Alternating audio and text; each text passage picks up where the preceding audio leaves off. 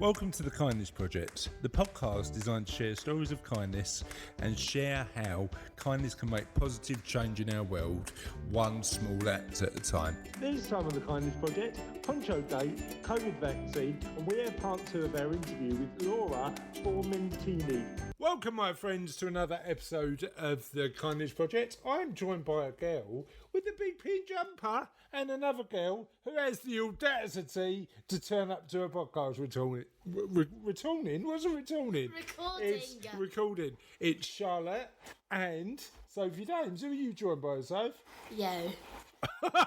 Is that the best you can do for an intro? I'll have you I'm joined by Yo. I'll have you know it's a poncho, not a jumper. That's not a poncho.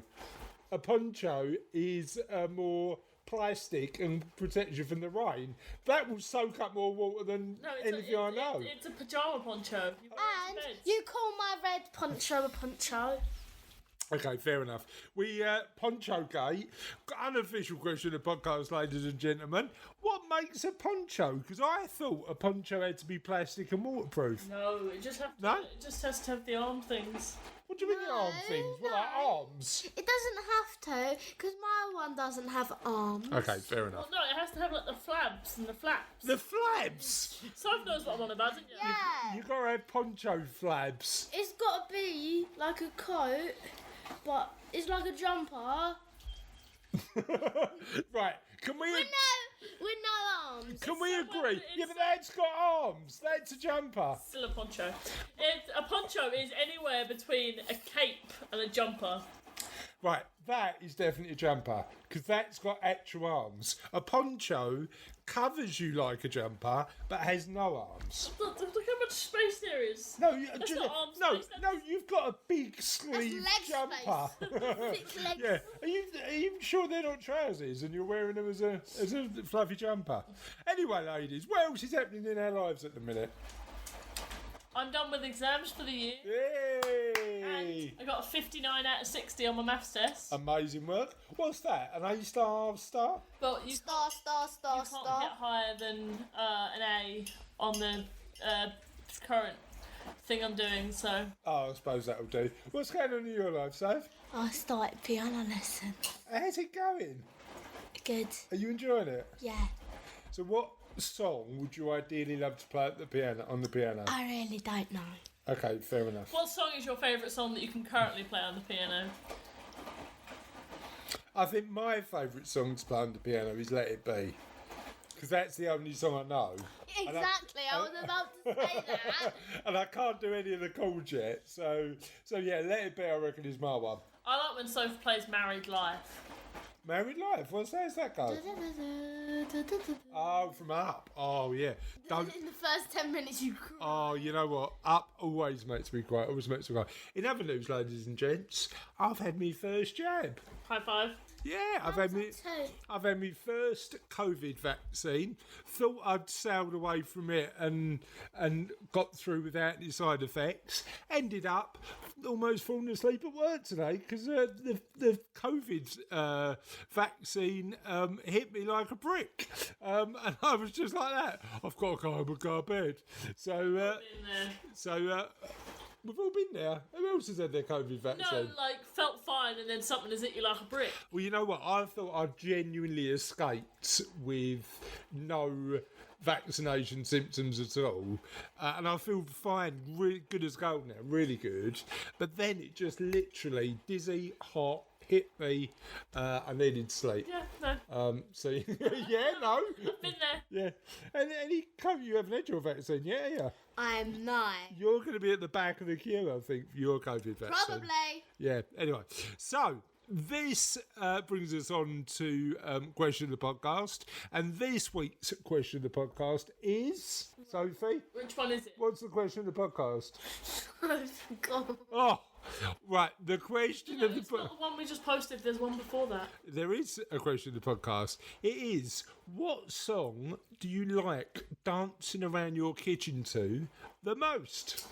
What do you reckon, Soph? What's your one? I really don't know. Okay. Well, me and Soph had Hamilton on the other day while we were dancing around. You know what? You two What?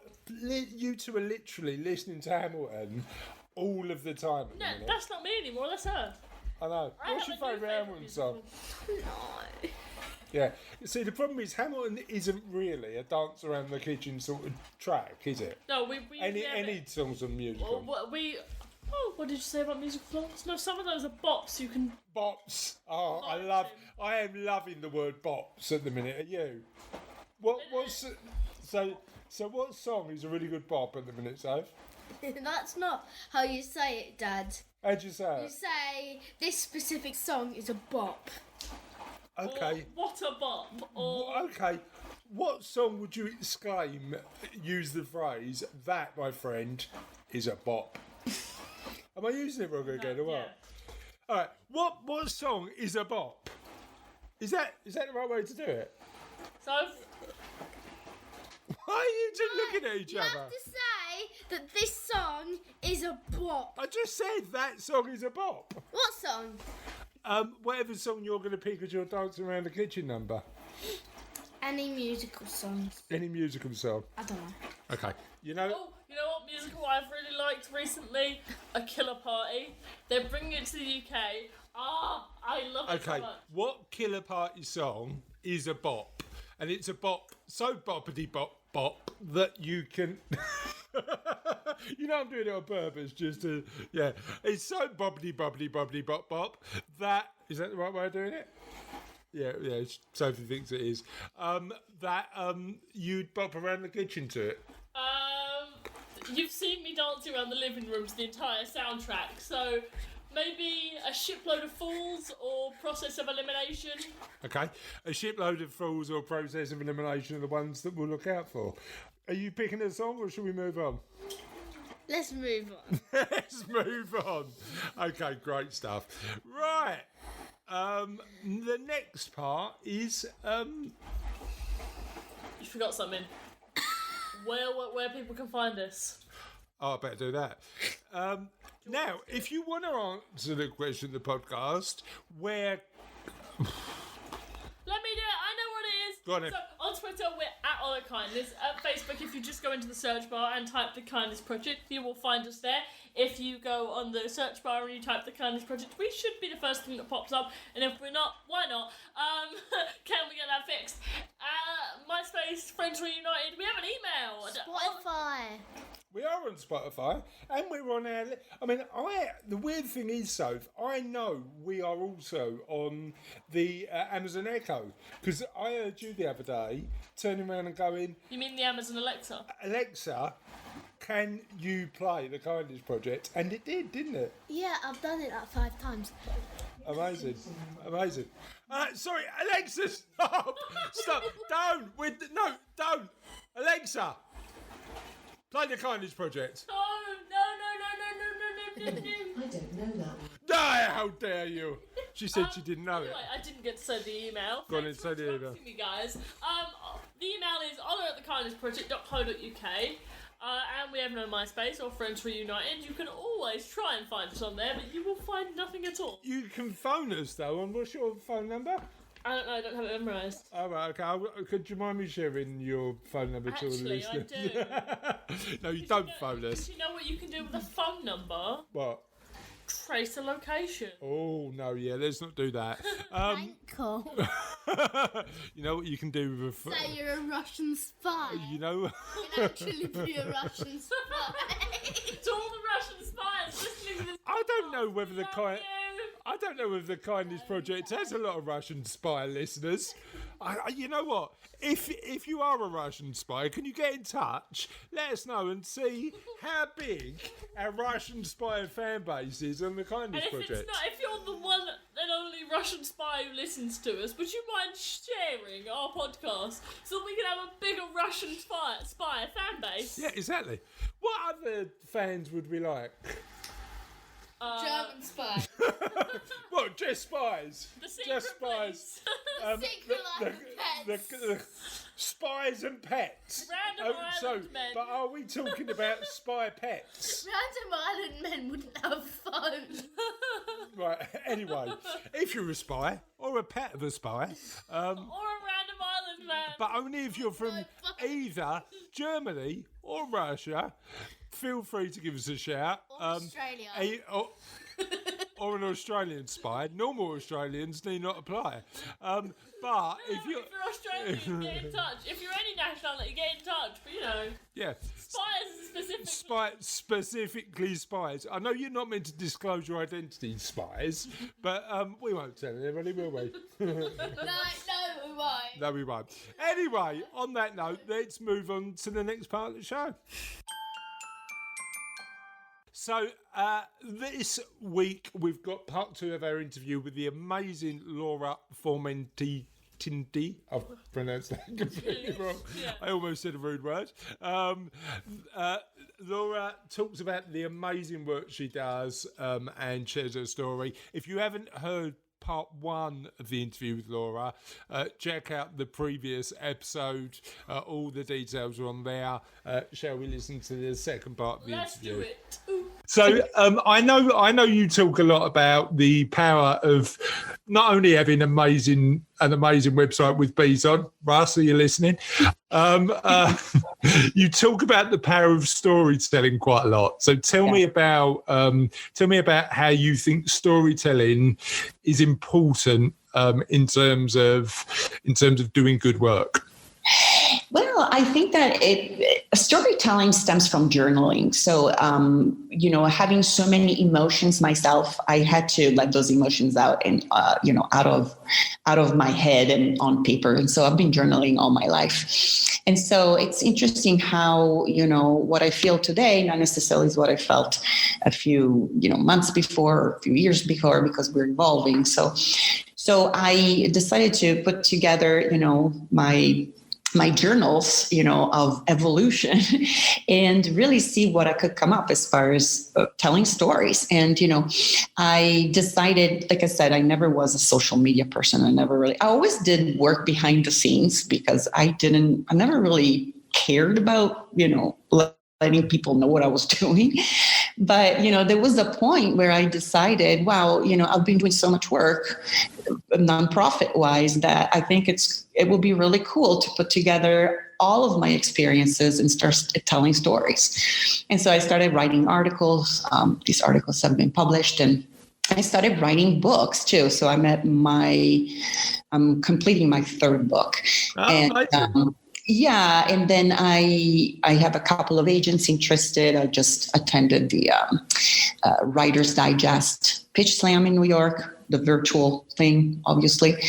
And so basically I decided to tell stories about my experiences around, with not just with working with nonprofits. And that actually, I think that's really important, because the more stories we can get out there of people doing amazing work in the world, it's one of the reasons we run the podcast.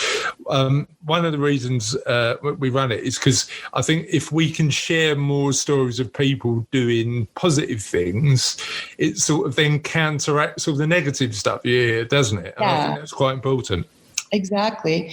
Yeah. And I think that we, especially going through certain situations like traveling to 3rd world countries or impoverished countries, let's put it this way, because in a lot of ways, I think we are more 3rd world than they are. But anyway, I think that it's important to really show what a lot of these people have done to come out of their darkness, how they've coped. And this is what my books are about. They're about tales of transformation. Journey from around the world. And so one book, for instance, is on my experience with the orphanage, working at the orphanage. The other one is a book on my experience with what I created after here in Sicily. Another book is going to be on the power of sponsorship, because, for instance, I've been sponsoring 40 kids over 17 years with Plan USA. And I was thinking, well, why not talk to Plan USA and see if they want to write a book together on how sponsorship has changed the lives of the previously sponsored. Oh, I love that idea. Yeah, because you can tell the stories of the impact of that sponsorship using the individuals who have been sponsored. So, So we want to go on to the next question, but Charlotte has got a college lesson in about 10 minutes, so she's going to need to leave the interview. Okay. Mic drop. Charlotte out. Charlotte, it was very nice meeting you. Do you want to do the next question before you go? Okay, I'm going to ask the next question. It's not about websites or bees, is it? Oh, it should be. Okay. Okay, so you've already spoken about how you started doing your non-profit work with people, but could you tell us about how you got into doing non-profit work with animals? Yeah. Again, even that is something that stems from the empathy and all of that. So it's almost like it's not just, I've never just had empathy towards people. It's like towards anything that is really living, like any living creature. So, and I found myself one year in, vacationing in Sicily, and Sicily is a place where the concentration of strays ranks probably as the highest in Europe. So you have Romania, you have Sicily. People come here for the beauty, for the food, for the beaches, the archaeology and everything, but they don't really see what is going on. And, it's almost like I see, I go beyond like what, just observe. I think that's important, isn't it? The point you made, like sort of you could go to all of these countries and just see what the tourists see, but you need to sort of dig a bit deeper to understand what's actually going on for the humans that live there and the animals. Yeah, and I feel that in a way the world is really ruled by people, but we're also sharing this beautiful earth with billions of animals, and I think 100%. They don't have a voice. It's almost like giving voice to the voiceless, and so I decided. I said, well, I had already sold most of my possessions, and so I said, well, how about I invest and do this, and so my idea is to really. So I opened an animal sanctuary, and in Sicily, and it was a culmination of working with many different places, organizations, and I thought, well, why not open my own? And when was that? When was that opened?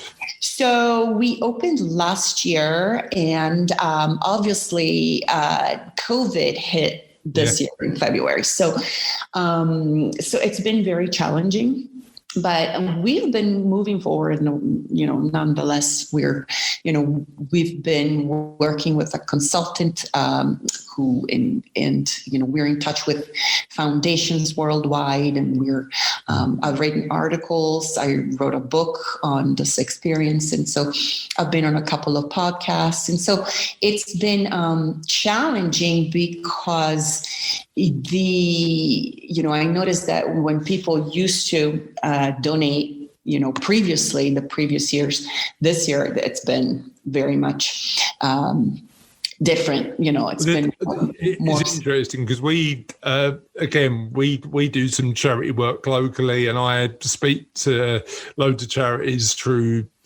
trying to tell their stories on the podcast. And the challenge you've got for a lot of charities at the minute is typically their fundraising may come from events, and there's just been no events, is there? It's just been a different environment. Well, and that's the other thing. You cannot have events, so you cannot host an event of any sorts, and then. We also have, we are on 17 acres, and we have a beautiful property that, we did rent out a bit to tourists this year, but that was the whole point to, with, all the proceeds would go back to sterilizing the animals, the strays. But obviously, what animals have you got on the site? So at the sanctuary right now, we have donkeys, we have ostrich that just laid an egg yesterday, which was ridiculously huge, and we have many birds, and we have we're having another donkey coming, and there's a possibility to have more to rescue 11 horses from the slaughterhouse, but the problem is they cannot transport the horses right now because we're stuck in our own towns. You cannot leave your town unless it's a. So are these animals just from Sicily or from Italy more generally, or where do you rescue animals from? So we rescue the animals locally, and obviously they're all locally rescued. And then again, the proceeds from the farmhouse, so the Airbnb and the renting and we're also planning on having a petting farm and having a horse therapy center. All the proceeds will go to the sterilizations of the local strays, but they're all local animals because there's an overpopulation of all sorts of animals. And so, but it's also to raise the awareness because again, it's a beautiful area. We're in an area with 8 different UNESCO sites. It's incredibly beautiful. I've never been to Sicily. I've done a lot of Italy, but I've never been to Sicily. Yeah. Is that where you're from originally, or is it? No, I'm originally from Milan. Milan, so you said that. Yeah. But I love it. I've always loved the South more because I love warmer temperatures. And again, my background is in archaeology, so there's a lot of archaeology down here. Yeah. And people are warmer. People are really, they're jolly and happy. It's just a different type of. To be honest, a warmer temperature sounds ideal right now. I'm just outside cold London, so yeah, Sicily sounds interesting. Charlotte's written the next question, but I want to change it a little bit. Charlotte had a question about, because of your travel, we wanted to understand where you felt was the most beautiful. But I actually think there's a bit more of an interesting question underlying that. And feel free to answer both or either. Okay. Number one, where's the most beautiful place you visited? But where's the place you visited that allowed you to learn the most about yourself? Wow, that's a great question. Thank you. Okay. Well, probably the most beautiful place, the most unusually beautiful place that I've seen is, all of Africa. I love Africa. I've always been drawn to Africa. And when I first visited, I was like, oh, wow, amazing. Kenya is amazing. Zimbabwe is amazing. Tons of beautiful places down there. The most beautifully unique place, I would say, was Namibia, which is northwest of South Africa. And it was just incredibly beautiful. I really, really loved it. They have the tallest sand dunes in the world, and that we climbed up, and it was just incredibly beautiful. And then there have been many places that have taught me a lot about myself. I would say Los Angeles has taught me a lot about myself, what I want and what I don't want. Yeah. Sometimes being in a place isn't about what you want. It's about realizing that you don't belong there, right? Yes. And I kind of felt, I just lived there for a little under 2 years. And then I lived in Hollywood and then a little bit also in near the coast. But it did not resonate with me at all. And I felt like lying in a cage I just wanted to get out. So it really taught me a lot about myself, about what counts in life, what is important, human connection, because I never felt human connection in many places, not just LA, but many places in the US and a lot of places in Europe as well. Why do you think that is? Too much, I would say there's too much stress on the superficial, too much stress on what I own, what I have, and, without really understanding and realizing that it's not something that you're going to bring with you, one day. And it's not necessarily, I'm not saying that money isn't important. It is, because, if you want to, it's something that, helps us to move forward and, obviously, but it shouldn't be the priority. I mean, it's an interesting one, because my day job is a financial advisor. I run a financial planning business, and a lot of our conversations with our clients are money is a tool to allow you to do stuff, right. But it doesn't make you happy. Right. And what you should be doing is focusing on using the money as a tool to live the life that's most meaningful for you. Yeah, exactly. If I'm honest, your story is a really good example of that, isn't it? You've sold up. You've said, this isn't making me happy anymore. I need to find what really is going to drive and motivate me, and you've done it. Yeah. And I really think that, it's not just using the money for yourself. If you have the money, or if you have a little bit of resources, it's about sharing. Other people. It's about sharing, and it's about, helping those who cannot help themselves, giving voice to those who don't have any voice. And there's a really good book. I don't know if you've read it, but I'd certainly recommend it. It's called Happy Money. And it talks about the uses, and it's written by a social psychologist, but it talks about how you could potentially use your money to make you happier. Right. And one of the things that she genuinely, based on research, recommends people do is just same as you've done. Consider giving it away to make yourself happier. And the experiment she did was a really interesting one. So she stood out in the streets of, I can't remember what city it was. I was thinking it might have been Chicago she's based, but stood out on the streets of Chicago and handed out Starbucks cards and said, go and get yourself, it's only like $5 or whatever, but go and get yourself a coffee.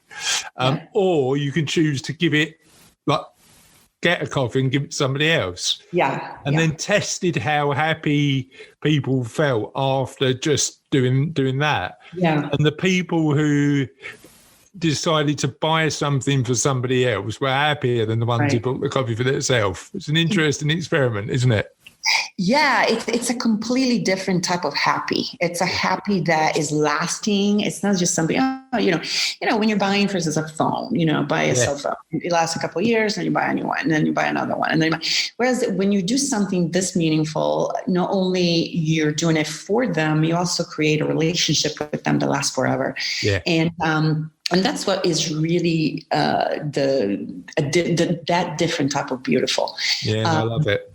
And for instance, even at the orphanage, I made friends with one of the older kids, and he was 20 at the time. And I helped him to go to college. And so he just graduated, and he's getting his diploma next month. And, I paid for his college. He's an electrical engineer right now, and he grew up in an orphanage. So I have an amazing relationship with him, and that makes me so happy. I wake up in the morning, I'm like, because he's happy. He changed his life. Yeah.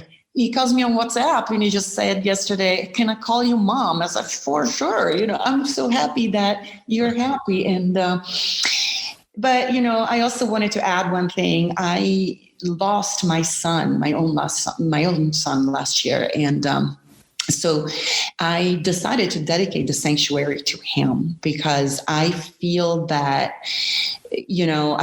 power of transformation. Like anything really negative can be transformed, because I've seen it in many places from, all over the world. And I decided to do the same thing. I'm like, I'm not going to be taken over by grief. Because grief, yes, you have to go through it, but it doesn't have to last forever. Especially, you have the power to transform it. And so I decided to dedicate it to him. And yes, he's not here in the physical anymore, but I feel him in the work that I do. And it's powerful. It's just so powerful. You know what's interesting, Laura? And again, we've spoken to a number of people on the podcast, and certainly I've spoken to people who run charities where the good work they've done has come from a sort of adversity in their life and a situation where on the surface could make you upset or angry or annoyed, and they've turned it into something really positive. So what do you think that takes? Because not everybody can do that. What do you think that takes? Well, I don't know if you know the 5 stages of grief by Elizabeth Kubler-Ross. Okay. So her colleague, I can't remember his name, but he's the authority on grief. He asked her family if he could add the 6th point, which is finding meaning. So the first 5 points are about, going through the shock, going through the anger, going through all these. And then there's the final one is acceptance. Okay. And that's the 5th point. He came up with the 6th point, which is meaning, finding meaning through adversity. And I think that's really interesting.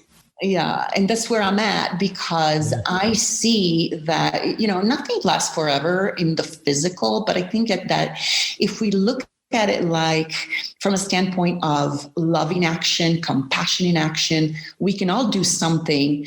It doesn't have to be anything huge. It doesn't take opening a sanctuary or working with an orphanage, but it takes, opening your eyes, speaking up for what you think is right, and really be there. It doesn't need to be big. Anybody can do it. And you have to start from where you are. You don't have to start big, something, but just do something, because that's important. I feel that the world is at a point where we all need to do something. And it doesn't need to be ginormous or nothing extravagant, but depending on your own means, if you're able to do something that is meaningful, do it by all means, and don't wait, because there's no specific perfect moment. Just do it. Just make up your mind and do it. Just do one positive thing. If you did one tiny positive thing every day, and we all did that, essentially the world could be a different place, couldn't it?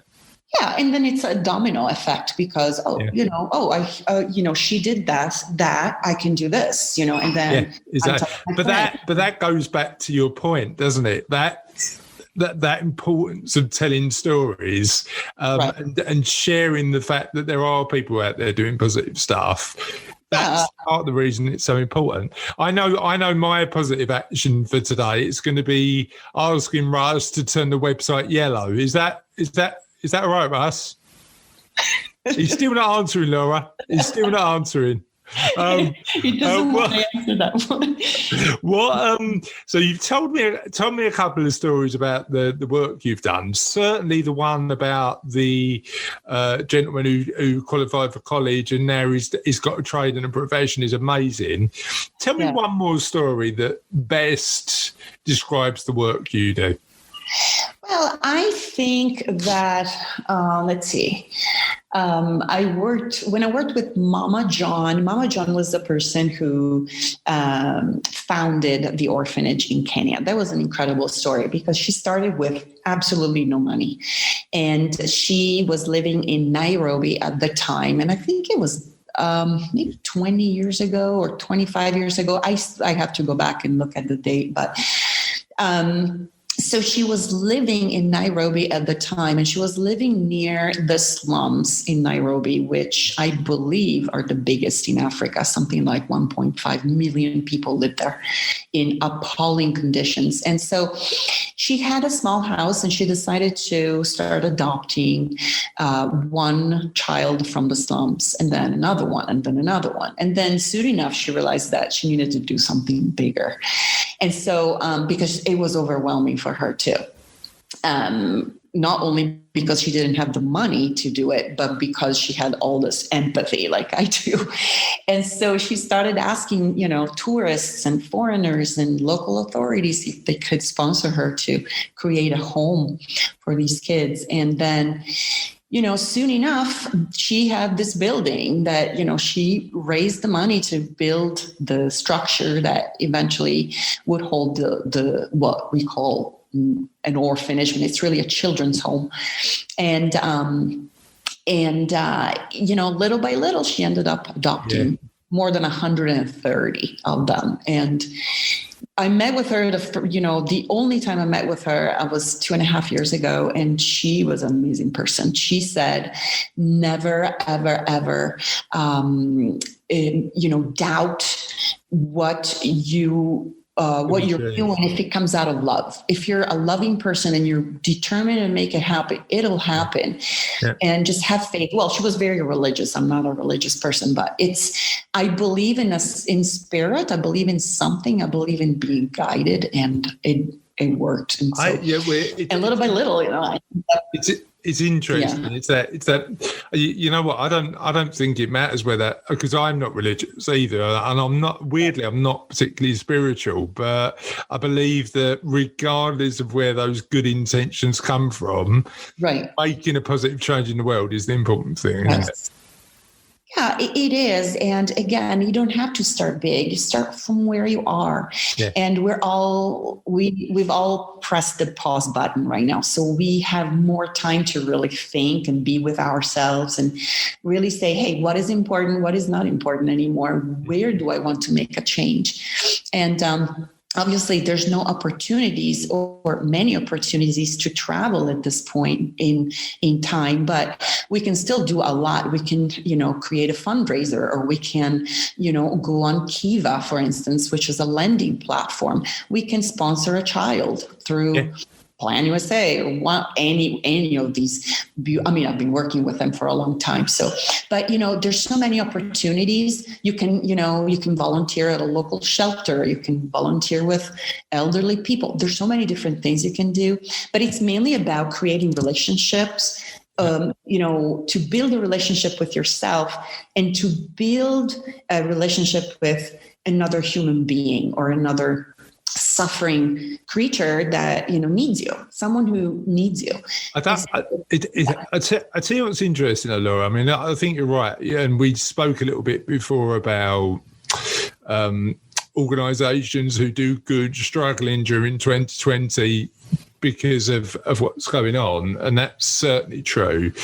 But what I've also noticed is COVID also sort of highlighting the people's how kind people can be. In the UK, there was sort of hundreds of thousands of people who volunteered to be a volunteer to help the elderly, and we went out and clapped every Thursday for the key workers. And that's amazing. It's interesting how not only certainly it's been disruptive for a lot of organisations, but also it's, as you said, it's been a bit of a time to reset and reflect this period, hasn't it? Yes, absolutely. Yeah, and it's again, it's a reflection on who you are, on your values, on on your life. It's kind of like you can review your life and see, hey, what do I need to change from now on? What do I want to keep from now on? 100%. And it's interesting because I think it's almost like a much needed period. I know it's destructive in a lot of ways, but it's also constructive in other ways. And we kind of have to look at the silver lining there. One thing I wanted to talk to you about, talk to me a little bit about what the future looks like, both for your work and your sort of charity work, but also for the sanctuary. So the sanctuary is something that we set up mainly to spread the awareness of what is going on with the overpopulation of stray animals, how people treat animals, and how mainly it's about animal welfare, but it's also about creating. We want to create an educational center, which has already been approved by Global Giving, which is the largest fundraising platform in the world, to bring in, to create an interaction between children and animals, because, it's really important to educate children and really, because it all stems from them. So, and then we want to recreate the values of the past. So we want to create courses where people will be able to, for instance, work on the loom, or how to make pasta, how to make cheese, how to make, work in the field, creating your organic cultivation, your organic, for instance, piece of land. We have all sorts of different things that we want to do, but it's mainly based on educating, and we'll also have a petting farm, which we're building right now. And it's all about having children interact with the animals, but also having, just spreading the awareness, mainly, not just here locally, but, we want to become a model for other places where they have the same issues. And again, the proceeds from all of our initiatives will go towards the sterilization of the millions of, I'm saying millions. The other thing I was going to... And so it sounds like a very ambitious project, but we've already done a lot of work despite COVID this year. So but it's as you say, it's all incremental steps, isn't it? Moving towards that big goal. It sounds amazing, and I think when I make my trip to Sicily, I'm going to need to make sure that we come and see you. Absolutely. Yeah. Tell us a little bit about where our audience can find out a bit more about you. Okay, so I have the Sanctuary's website, which is Rifugio Isola del Sole. It means Refuge Island of the Sun, because Sicily is called the Island of the Sun. Yeah. But it's Rifugio, Rifugio, ISOLADELSOLE.com. So rifugioisoladelsole.com, or my author website, which is lauraformentini.com. And can I just say what a handsome website it is? I don't know if I've mentioned that already. It's really nice, Russ. Are you listening, Russ? You know what? I think he's going to make himself a cup of tea, Laura, because he's just I'm listening. And I'm not impressed. He's here. What are your thoughts about turning the website yellow, Russ? Well, maybe a good idea? Saying, why don't I put a couple of beads on the logo and see if you notice? See, Laura, that's my positive change for the day. That's my small incremental step. There we go. Done there. Great. Yeah, it's again, it's an area where there's a lot of beauty, lots of UNESCO sites. The beaches are phenomenal. We're at the southernmost portion of not just Sicily but Italy, so we're very, very south. And so you're the football at the end of the boot. When I was at school, learning geography, that's how I remember. Is that right? Sicily's like the sort of football at the end, isn't it? Well, see, you have the boot, you have the heel, but we're not there. It's almost like the heel. I mean, the boot is kicking 2 stones, and then it's the first stone. That's Sicily. And the other stone. What's the other island? The other island is Sardinia. Right. Okay. Yeah. So, but it's very, it's the southernmost portion, and if you can take, the coast of Africa is on the other side. So that's where we are, and it's, the weather's beautiful, and the winters are super mild. And so again, we had one rainy day yesterday, but up until the day before yesterday, it was like super sunny, and we were out in our t-shirts and shorts. And thanks, Laura. I really need that in cold London. You're welcome to come and visit anytime. Thank you. Yes. So thank you so much for joining us on the podcast. It's been an absolute pleasure talking to you and hearing about your amazing work. I'm sure that when the world opens up again, we'll make a little trip over there. And I'd certainly encourage all our listeners to take a look at Laura's work.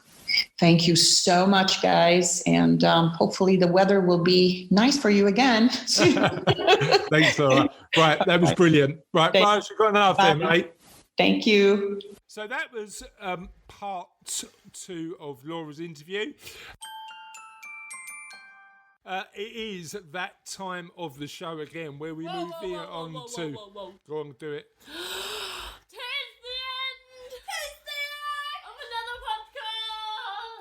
It is the end of another podcast. But the end is never truly the end because the end is only the beginning. So, have you got something to say? I was about to say what you were going to say. All right, okay. So the end is never the end because we've got plenty of answers, loads and loads of answers for our last question of the podcast, which was, what do you consider being the luckiest break in your life? And funny enough, there's a bit of a personal one to start off with from my old mate John Cook. He said, on my first day of June... Cook? Huh? Is he? He's not a cook, no. Cookie's not a cook. I've tried Cookie's cooking. You don't want to eat it, mate, I'll tell you. He's going to be listening to this. John, He's going to John, be embarrassed. I love you, my friend. Your cooking ain't good. On my first day of junior school, John Cook, the bad cook, says, being told to buddy up with a boy who was wearing a black jumper, being severely visually impaired... He said paired, but I think he means impaired.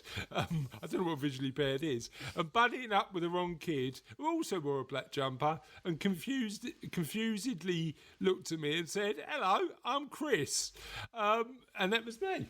So I've known John now for 30 odd years. That's the story about you met? Yeah. I've never heard that before. Why have I never heard that before? I don't know. On another note, I consider myself lucky by getting hit by a bus wing mirror. It may not sound lucky given I spent 3 weeks in hospital, had to have my ear reconstructed and still have a dodgy shoulder to this day. But if I had hit me, if the bus had hit me a split second later, I could have gone under the wheels or been whipped into the side of the bus. As weird as it sounds, that's got to be a lucky break. Another personal one we've had writing from our esteemed producer Russell Dame said the luckiest break in my life was coming to work with you guys. It really has changed my life. It's hard to explain, but it makes me feel great. Was that a good Tony the Tiger impression? Great. Mum's reply is great. So Russell is happy that he's coming to work with us. Steve Dan said, meeting my wife, I'd be lost without her. Claire Walsh said, meeting my ex-husband, which probably seems a bit odd, but he made me a better person. Relationships can be good, even if they end. Al McCann said, having a fully functioning NHS with some of the finest surgeons in their field when I was growing up wouldn't be ill otherwise. And Mark O'Halloran said, meeting my wife for an answer. Do you want to go do a couple? Christy Mike said, still waiting, lol. Kelly Young said, so far getting my first job with you guys, even after being late for the interview. Since my very first day, it put me on a path I would never have imagined. Oh, see, there's a lot of love for me and Mum at the minute, isn't there? Heidi Ball said. Honestly, I've been fairly lucky. Great job, amazing hubby, alright kids, I suppose. Alright kids! Do you think we're alright? I think you're more than alright. I'd be lost without you. Thanks. Lucky is great having the family I have and their never failing support around me. Without that, none of the rest would have been possible. Sam Chilton said, lucky break, deciding not to go to Bangkok and staying on Koh Chang Island for another night. Demonstrations had started the night before, and that day a protester was shot outside my hotel at the time I would have arrived if I had headed to Bangkok and then put into lockdown for 3 days. I then got my flight upgraded to first class as I was the only single traveller in business class, as the other passengers were stuck at the hotel. Dave Forsyth said... Another one, meeting me wife. Meet me wife. There's a lot of wife love here, isn't there? Roberta White said, 49 years ago, having the wonderful NHS that saved my life. Dom Thomas said... white male born in England to a couple of parents that cared and was sufficiently resourced. Massive advantages in our culture, none of which were anything to do with my choices. Now, this is true. If you're born in the UK to somebody who looks after you and loves you and cares for you and gives you the right education and the right resource, you've been born lucky, haven't you? Don't you reckon? Yeah. Compared to a lot of people in the world. Like me. Are you born lucky? I've got the right education. Tell me about your education. I know maths. Go on then! Surprise us with a bit of maths. 1 + 2 is 3. Amazing. Alison Hagen. Yes, the 2 extent. + 2 is 4, minus 1 is 3. Quick maths. Anyway, Alison Hagen said, lucky breaks, just the one. I've had quite a few. If you go with the everything happens for a reason theory, I'd say my first was when I was 2.5 years old and I didn't sleep at night, so my mum put me into dance classes in the attempt to wear me out. That led to stage school, drama school and a career working in the theatre. Terry Upham said, meeting my wife, there's a definite theme here. Mike Christie's come back, said, in reality, my lucky break was when my lovely little girl came along. I can't ask for anything more than that. Phil Fitzgibbon said, convincing Amy Fitzgibbons to marry me, closely followed by convincing her not to divorce me so far. Cassie wants to know what my one is, which I'm still holding on to. And Majida Birch said, having my motorbike accident and subsequent shoulder surgeries here in the UK, if it had happened in the US, I'd have the choice of permanent disability or lifelong payments for my medical treatment. Our NHS rules, let's hope it gets some TLC soon. A lot of love for the NHS as well. And Steve Chilton said, taking a gamble on Tinder and ending up with a wife, Sam Chilton, lucky I swiped the right way. Just a change of a life. What if he accidentally swiped the wrong way Well, and he met his wife? Well, he did meet his wife on Tinder. Oh. If he would have swiped the other way, he never would have met his wife. So, why are we having a little dance on that particular fact? I don't know. We're thinking about dancing in the kitchen again, clearly. That's weird. And on that note, my friends, that is the end of another weirdly dancing kindness project. Have a lovely week. The washing machine's going. Sophie's dancing. And I'll speak to you soon. Bye. In there.